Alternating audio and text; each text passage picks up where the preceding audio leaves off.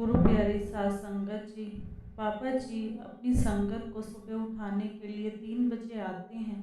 उसके बाद जो संगत उठ जाती है उसकी वह रजिस्टर में हाजिरी लगाते हैं। उसके बाद पापा जी अपनी दया मेघ की टोकरी लेकर आते हैं और उन पर दया मेघ के फूल बरसाते हैं। जब भी भजन सिमरन पर बैठो, उस कुल मालिक के आगे हाथ जोड़कर अरदास करो और कहो, हे परमात्मा, हे मेरे मालिक, हे मेरे सतगुरु, हम आपके उठाने से उठ गए हैं। अब हम भजन सिमरन में बैठें तो मेरा भजन सिमरन में मन लगे और मुझे अंदर का रस आए। बाबा जी, मुझ में इतनी ताकत नहीं कि मैं खुद उठकर भजन सिमरन पर बैठ सकूं। आप ही मुझे 3 बजे नींद से उठाकर भजन सिमरन पर बिठा सकते हो। बाबा जी, मुझ में इतनी हिम्मत नहीं कि मैं खुद उठकर बैठ सकूं। गुरु प्यारी सात संगत जी, आज हम आपको जो साखी सुना रहे हैं वह एक पाठी जी ने हमें खुद सुनाई है।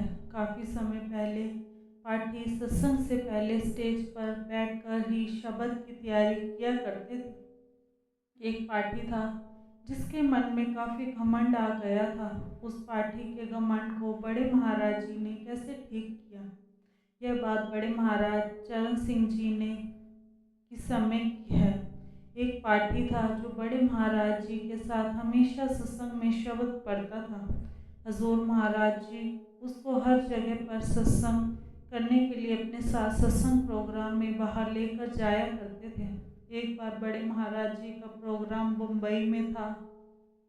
उस पाठी ने यह बात हमें खुद ही बताई है कि हजूर महाराज चरण सिंह जी मुझे अपने साथ हर बार मेजर सेंटर में भंडारे पर लेकर जाया करते थे। पाठी जब स्टेज पर बैठकर शब्द पढ़ रहा था तो उसके मन में एकाएक विचार आया कि शायद महाराज चरण सिंह जी को मेरी आवाज़ बहुत अच्छी लगती है, इसीलिए हजूर महाराज जी मुझे हर जगह अपने साथ भंडारे पर शब्द पढ़ने के लिए लेकर जाते हैं। उसके मन में एकदम से आया कि शायद हजूर महाराज जी मुझसे बहुत प्यार करते हैं, जो हर समय मुझे अपने साथ अपने हर भंडारे में लेकर आते हैं। जैसे ही उस पाठी ने अपने मन में यह बात सोची तो इतने में हजूर महाराज जी भी स्टेज पर आ गए।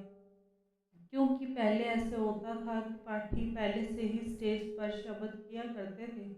हजूर महाराज जी ने जब संगत को माथा टेक कर वह गुरु गद्दी पर विराजमान हुए तो सत्संग का समय भी हो गया था। हजूर महाराज चरण सिंह जी ने उस पाठी को शब्द पढ़ने के लिए कहा। उस समय पता नहीं क्या हुआ, उस पाठी की आवाज़ नहीं निकल रही थी। आवाज़ बिल्कुल बंद हो गई थी और गला भी एकदम से जवाब दे गया था। उस पाठी ने बताया कि मैंने अपने कुर्ते की जेब में रखी हुई मिश्री निकाल कर खाई, परंतु बिल्कुल भी फ़र्क नहीं हुआ। फिर भी उसने इलायची भी खाई लेकिन आवाज़ वापस नहीं आ रही थी। उसने पानी भी पिया पर उसकी आवाज़ निकल ही नहीं रही थी। फिर उसकी समझ में आया कि मैंने जो अपने मन में बात सोची थी यह सब उसी सोचने के कारण हुआ है। उसने फिर मन में हजूर महाराज जी से माफ़ी मांगी तो हजूर ने उसकी तरफ दृष्टि डाली। तब कहीं जाकर मेरी आवाज़ वापस आ गई और वह पाठी तब शब्द पढ़ पाया और सत्संग खत्म होने के बाद उसने हजूर महाराज जी से दोबारा माफ़ी मांगी। सात संगत जी, इसीलिए कहा जाता है कि हमारे मन में क्या चल रहा है हमारे प्यारे सतगुरु जी सब कुछ जानते हैं। सो अपने मन में किसी चीज़ का गुमान ना आने दें और ना ही किसी चीज़ का अभिमान आने दें। सात संगत जी, हमेशा इस बात का ध्यान रखें जी। सुबह शाम भजन सिमरन करते रहें। बाबा जी के कहे अनुसार सिमरन को पूरा समय दें और बाबा जी से खुशियाँ प्राप्त करें। इसी के साथ एक छोटी सी साखी और है। एक बार एक संत महात्मा सत्संग कर रहे थे। उसके पास एक आदमी आया और बोला, महाराज जी, आप प्रवचन करते समय कहते हैं कि कड़वे वचन, कठोर वचन बोलने वाले लोगों के अंदर भी नरम हृदय हो सकता है। मुझे आपकी इस बात पर बिल्कुल भी विश्वास नहीं होता। तब संत महात्मा उसकी यह बात सुनकर थोड़े गंभीर हो गए और उन्होंने उस आदमी से कहा कि मैं तुम्हारे इस प्रश्न का जवाब कुछ समय के बाद ही तुम्हें दे पाऊंगा। वह आदमी उस वक्त अपने घर वापस लौट आया। लगभग 1-2 महीने के बाद वह आदमी फिर उस संत महात्मा के पास पहुंचा।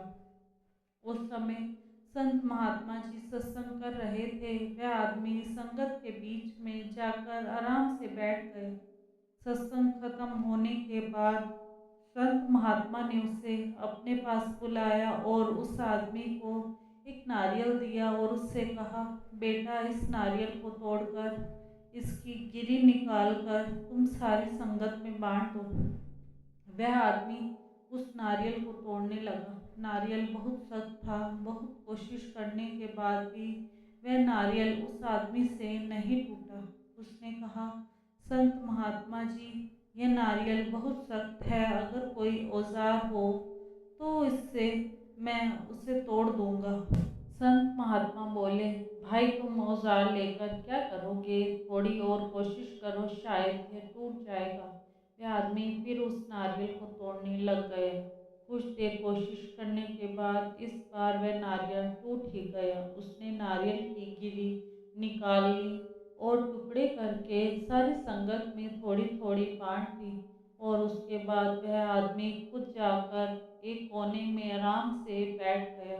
एक-एक करके सारी संगत वहाँ से वापस चली गई। उसके बाद संत महात्मा जी भी वहाँ से उठकर जाने लगे तो उस आदमी ने कहा, गुरुदेव, अभी तक मुझे मेरे प्रश्न का उत्तर नहीं मिला। संत महात्मा मुस्कुराए और बोले, बेटा, तुम्हारे प्रश्न का उत्तर तो मैंने तुम्हें कब से दे दिया है, पर तुमने उसे पूरा समझा नहीं। उस आदमी ने आश्चर्य से कहा, गुरुदेव, मैं कुछ समझा नहीं।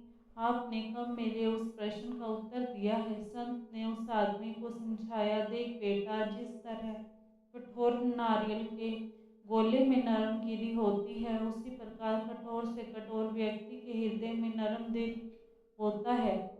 उसे भी एक विशेष औजार से निकालना पड़ता है। वह औजार है प्रेम पूर्ण व्यवहार। यदि किसी के कठोर आचरण या प्रश्न का जवाब प्यार से दिया जाए तो उसके भीतर का नरम हृदय अपने आप बाहर आ जाता है। वह इंसान खुद ही सबके साथ अच्छा व्यवहार करने लग जाता है। इंसान का अच्छा व्यवहार कठोर हृदय को भी कोमल बना सकता है। इसलिए हमें सबके साथ प्यार से बोलना चाहिए, क्योंकि सबके अंदर हमारे सद्गुरु, हमारे कुल मालिक बैठे हुए हैं। कभी भी किसी के साथ बुरा ना बोले, हमेशा सबके साथ मीठा बोले। इसी के साथ इजाज़त चाहते हैं।